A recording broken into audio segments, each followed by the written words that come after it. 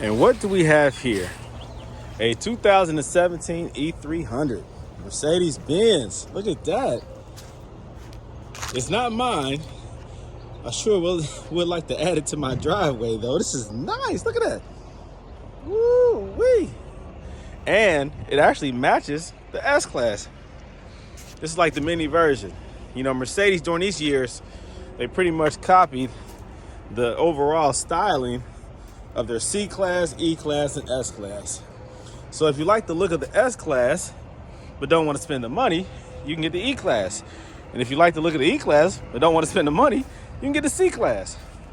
So, you know, these are all nice vehicles, of course. I love Mercedes. I love every last model that they do have out. Some are better than others. Regarding this E-Class, though, this is not mine. This is a client's of mine. And he has me doing some work for him. So here we go. So he has me doing a brake fluid flush, as well as a battery change. And there's a few other things that I have to take a look at. But this is a very, very, very nice vehicle. Let's see. Again, it's a step up from the C-Class, but not, you know, too big where you feel like you're in an S-Class.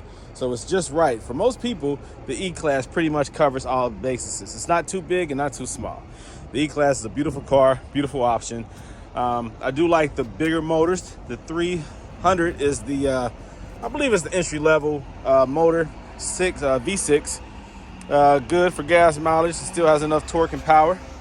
But I personally like the V8s. I like the V8s, which would be like the 450 and the 550, I think. So let me go ahead and start grabbing some tools and get to work.